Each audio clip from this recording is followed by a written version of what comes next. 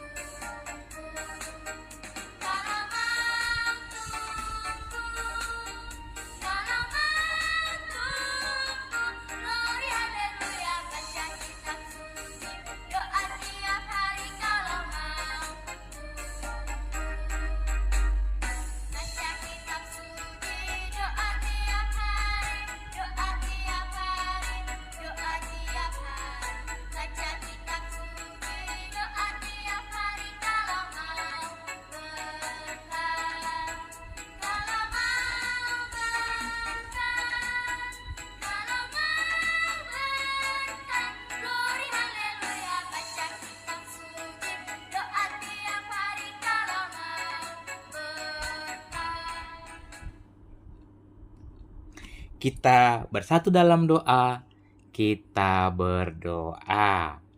Bapa kami yang di sorga, terima kasih Tuhan buat penyataan Tuhan kepada kami. Kami boleh sampai di pembacaan kitab Kejadian pasal 38. Dan Tuhan, kami akan membaca, berkati kami supaya kami boleh membaca dan mendengar kitab Kejadian pasal 38. Terima kasih Tuhan, kami berdoa dalam nama anak-Mu Yesus Kristus Tuhan kami. Amin. Nah adik-adik, mari kita buka Alkitab kita, Kejadian pasal 38. Kita baca ya, Kejadian pasal 38 dengan judul perikopnya, Yehuda dan Tamar. Pada waktu itu, Yehuda meninggalkan saudara-saudaranya dan menumpang pada seorang adulam, namanya Hira. Di situ, Yehuda melihat anak perempuan seorang Kanaan. Nama orang itu ialah Sua. Yehuda mengawininya dan menghampirinya. Perempuan itu mengandung dan melahirkan seorang anak laki-laki yang diberi nama Perempuan itu mengandung lagi, lalu melahirkan seorang anak laki-laki dan menamainya Onan. Sekali lagi, perempuan itu melahirkan seorang anak laki-laki dan menamainya Sela. Yehuda sedang berada di Kezib ketika anak itu dilahirkan. Yehuda mengambil bagi anak sulungnya seorang istri, namanya Tamar. Tetapi anak sulung Yehuda itu, jahat di mata Tuhan, sehingga Tuhan membunuh dia. Yehuda lalu berkata kepada Onan, "Hampirilah istri saudaramu itu, kawinilah dia menggantikan saudaramu, dan bangkitkanlah keturunan bagi saudaramu itu."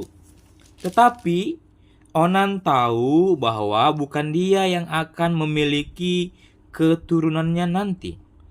Sebab itu, setiap kali ia menghampiri istri saudaranya itu, ia membiarkan maninya terbuang, supaya ia jangan memberi keturunan bagi saudaranya.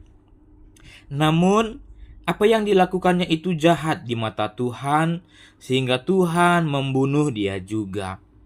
Kemudian Yehuda berkata kepada Tamar, menantunya, "Tinggallah di rumah ayahmu sebagai janda, sampai anakku Sela dewasa. Sebab pikirnya, jangan-jangan ia juga mati seperti kedua saudaranya itu. Lalu Tamar pergi dan tinggal di rumah ayahnya.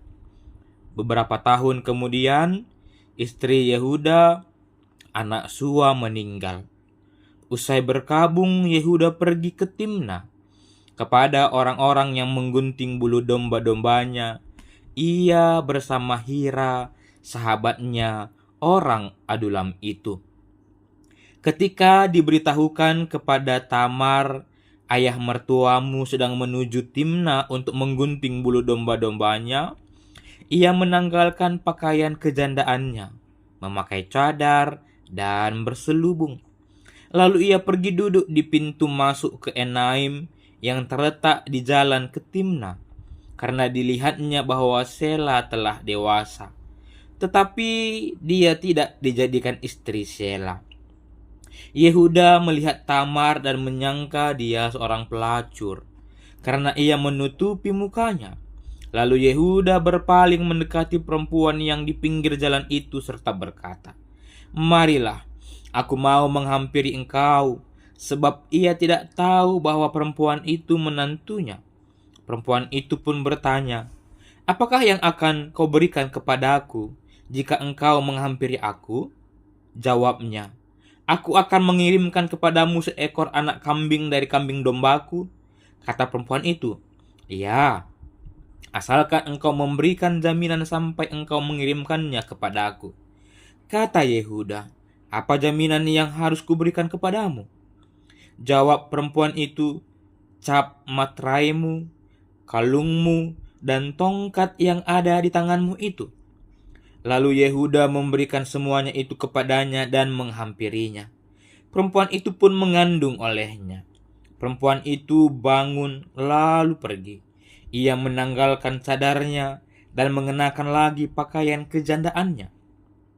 Yehuda kemudian mengirimkan anak kambing dengan perantaraan sahabatnya, orang Adulam, untuk mengambil kembali jaminannya dari tangan perempuan itu. Tetapi perempuan itu tidak ditemukannya lagi. Ia bertanya kepada orang-orang sekitar tempat perempuan itu, "Di manakah pelacur bakti yang tadinya ada di pinggir jalan di Enaim itu?" Jawab mereka, "Tidak ada pelacur di sini." Ia kembali kepada Yehuda dan berkata, "Aku tidak menemukan dia." Juga orang-orang di tempat itu berkata, "Tidak ada pelacur di sini." Kata Yehuda, "Biarlah barang-barang itu diambilnya, supaya kita tidak dihina orang. Sungguh, anak kambing itu telah kukirimkan, tetapi engkau tidak menemukan perempuan itu."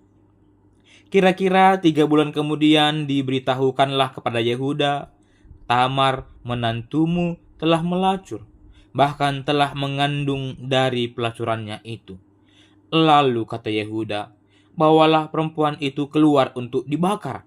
Sementara dibawa keluar, perempuan itu menyuruh orang kepada mertuanya dengan pesan, "Dari laki-laki yang memiliki barang-barang inilah aku mengandung." Juga dikatakannya, "Periksalah, siapa pemilik cap materai serta kalung dan tongkat ini?" Yehuda mengenali barang-barang itu, lalu berkata, "Perempuan itu lebih benar daripada aku, karena memang aku tidak memberikan dia kepada Sela anakku." Yehuda tidak bersetubuh lagi dengan perempuan itu. Pada waktu ia hendak bersalin, ternyata ada anak kembar dalam kandungannya. Ketika ia sedang bersalin, seorang dari bayi itu mengeluarkan sebelah tangannya, lalu bidan memegangnya dan mengikatkan benang merah tua padanya. Katanya, "Inilah yang lebih dahulu keluar." Tetapi pada saat itu menarik tangannya kembali. Keluarlah saudaranya laki-laki, dan bidan itu berkata, "Alangkah kuatnya engkau menerobos keluar." Karena itu ia dinamai Peres. Sudah itu keluarlah saudaranya laki-laki yang tangannya berikatkan benang merah menyala itu. Lalu ia dinamai Jerah. Nah, sampai di sini adik-adik pembacaan kita Kejadian pasal 38 yang bisa kita dapat Makna dari pembahasan kita hari ini bahwa kita harus selalu berkenan di hadapan Tuhan. Jangan seperti Er dan Onan yang melukai hati Tuhan sehingga mereka mendapatkan hukuman daripada Tuhan. Dan juga kita juga belajar dari Yehuda bahwa kita tidak boleh berbohong. Karena setiap kebohongan pasti akan ketahuan. Sehingga kita harus berkata dan berlaku jujur dalam setiap kehidupan kita. Jadi adik-adik, anak KKR, mari kita berlaku jujur dalam setiap tutur kata dan perlakuan yang kita lakukan. Amin. Kita bersatu di dalam doa. Kita berdoa. Bapa di sorga, terima kasih buat firman-Mu Tuhan. Kami boleh belajar dari pasal 38 kitab Kejadian bahwa kami harus tetap berlaku benar sehingga kami tidak mendapatkan hukuman daripada Tuhan. Dan kami juga harus berkata dan berlaku jujur supaya kami bisa mempermuliakan nama Tuhan. Ini hidup kami Tuhan, kami serahkan ke dalam tangan pengasihan-Mu. Tuhan tetap pimpin dan jagai kami. Terima kasih Tuhan, kami berdoa dalam nama anak-Mu Yesus Kristus Tuhan kami. Amin. Shalom adik-adik, sampai ketemu besok di Kejadian pasal 39. Bye-bye.